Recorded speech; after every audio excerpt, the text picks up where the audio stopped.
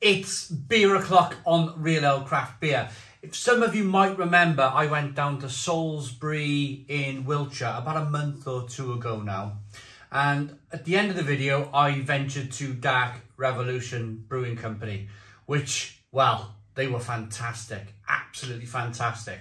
It was a Saturday morning, there was customers in the shop, but they still give me some time. I say shop, it was a brew pub where you can sit down, grab a beer out the fridge, or you can have some keg beer, or you can get a takeaway. But it's right next to the brewery. You can look into the brewery, and also out the front doors you can look out at all the wonderful planes.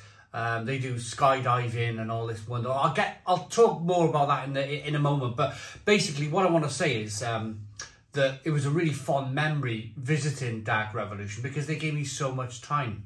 They gave me so much time. And as I was walking through the door, they went, hold on a minute, we got a 6-pack of beer for you. I was like, thank you very much. So they gave me some beers to review. This is Super Mojo IPA, 6.3% ABV, 440 milliliter can.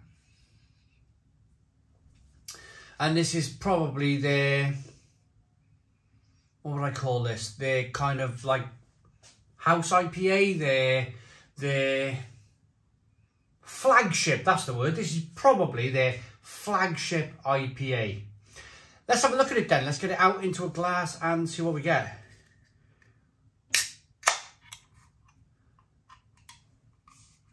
A nice bit of smoke on the can opening. I've never really done that before. I've got my nose into the can. I love, their beers are terrific. Their beers are absolutely terrific. So I couldn't help myself there, but just to get my nose right into that can. Let's get this beer then out into a glass, see what we get.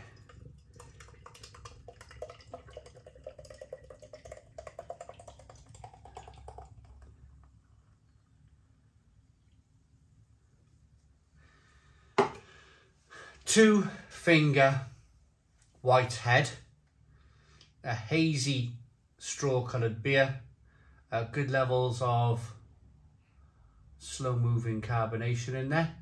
Looks very good, looks very, very good. Being, some of you might be questioning it, I don't mind. The beer's been in the fridge for the last month or so. I'm pretty sure the hops are still holding up. I'm pretty sure that it's been in the fridge a month or so. It's going to be absolutely fine.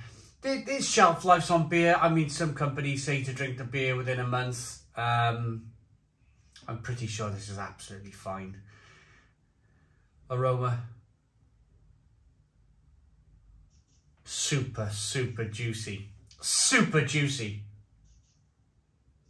It's got me salivating. It's got me kind of already kind of, my mouth is producing more saliva than it should and kind of swallowing it down. I know that might sound a little bit disgusting, but when you get a really good beer like that, you start salivating at it. A little bit spicy, a little bit peppery, lots of tangerine flavours, grapefruit, orange peel. It smells really good. Let's dive in. Cheers, everybody.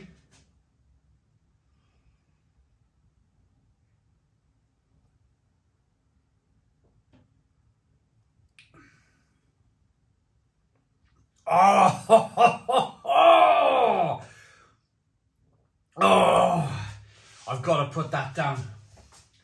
I need my two hands. Stone the Crows, Stone the Crows. What a beer, what a beer. Passion fruit, mango, grapefruit, orange peel, fleshy blood orange. Oh, it's so clinical. You get this kind of like light, malty, wafer, biscuity flavour that just runs through the beer. Once all the hops, so you start off with a little bit of that kind of wafer-like malt flavour. It's a bit like those, well, it's a bit like a wafer really. What are they? Are they called locker or something? Loaded wafer biscuit things. It's a bit like a dry wafer where you taste it and it's a longing flavour. It lasts a long time. So you start off with that wafer flavour, then you get all of the fantastic tangerine, grapefruit, passion fruit flavours coming through. And then as the hops die back down a bit, as those hop flavours dissipate a little bit, you're still left with that kind of wafery, light, kind of biscuity flavour. I love that about beer. Absolutely love that about beer. I've been doing this Christmas advent calendar thing. So Virgin Wine sent us an advent calendar. And the beers are good. The beers are good.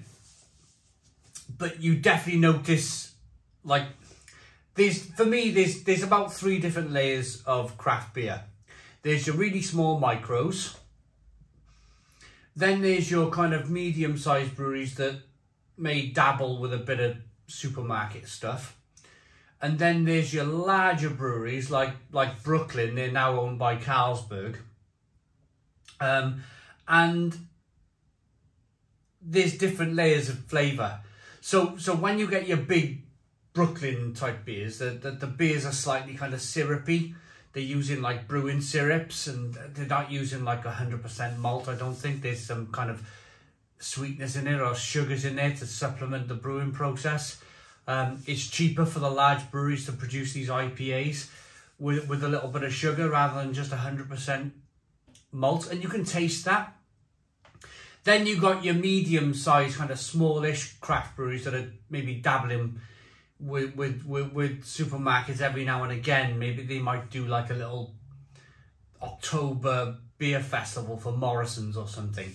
And the beer's still good, but you can tell they're on their way. They're very much on their way to becoming like a supermarket kind of producing company where the beers are good. Supermarket craft beer is good, but it's not great. And then you have your smaller micros then, and I'm going to put these guys in that category. Your smaller micros like Dark Revolution, where the passion is just purely on the beer.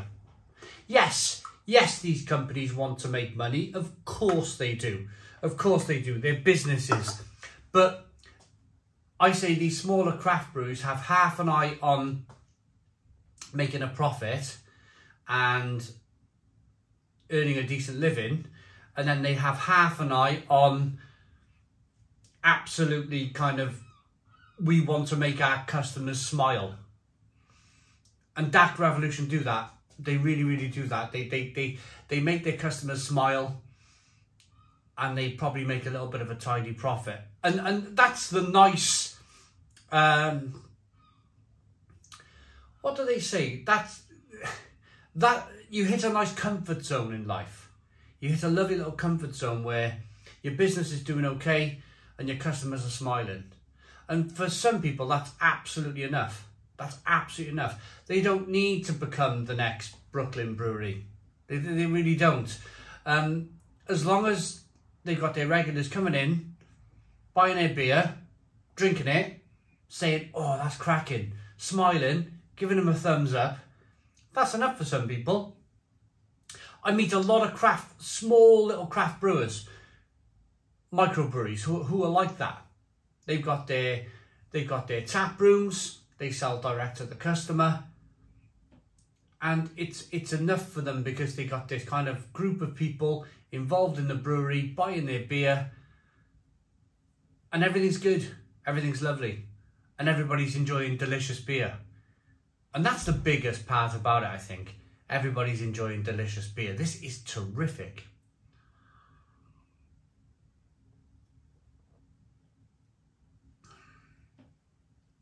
Super Mojo. Wow.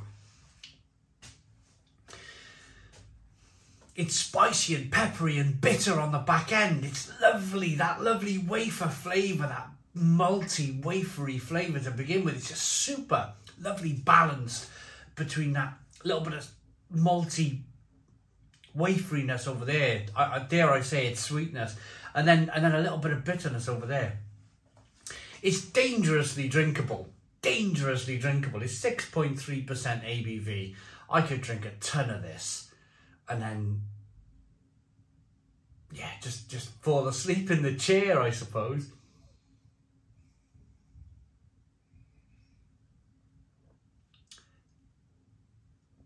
I was about to tell you one night about the aircraft thing going on. So I I went to Salisbury. I did the pubs of Salisbury on the Friday. I did a couple of the pubs that I missed on the Saturday morning. And then I made my way to Dark Revolution Brewery about lunchtime, I think. And people skydiving. Like, it's on an aircraft field thing. I'm from Barry in South Wales.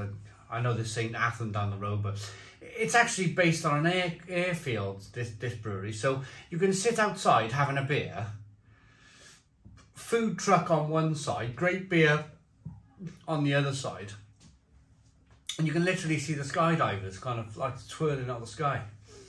Absolutely amazing.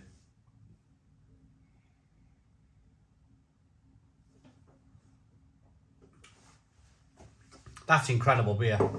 That is absolutely incredible beer. Thick, hazy, New England style IPA loaded with copious amounts of Sabro, Nelson Sauvin and Amarillo hops. These people are brilliant. These people are brilliant. Love their beer. I first had a Dark Revolution beer in the Bridge Tap in Salisbury about 4 years ago, I think. That was the first time I tried their beer. Then on the Friday night, we ended up in the Fuller's pub in Salisbury. This was just a month or so ago. They did a tap takeover, Dark Revolution. Can't think of the name of the pub now. Fuller's pub in the centre of Salisbury. The Butcher's Arms, I think it's called. I ended up drinking IPAs from these guys, and I ended up on the Imperial Stouts, and they had a live band playing, and I was like stood up singing. I was drinking this Imperial Stout, like stood up singing, like, and I very rarely do that in pubs, very, very rarely do that in pubs, but yeah, I was stood up at the end. It was like an all day. I was going around all the pubs of Salisbury. I ended up listening to a live band and like drinking Imperial Stout, singing, and waking up in the morning like, oh God, how's my head? Anyway, Super Mojo IPA, brilliant beer, brilliant beer, love it, absolutely love it. Hazy, great lacing, great head redevelopment. Look at the quality of that beer as I swirl it round. Wonderful aroma, great. Taste, out of this world. An out of this world IPA from Salisbury, from Dark Revolution. 10 out of 10. 10 out of 10 from Real Ale Craft Beer. Please put your comments in the comments box. Subscribe to our daily beer and food reviews. Give us a big fat thumbs up. Boom. Cheers.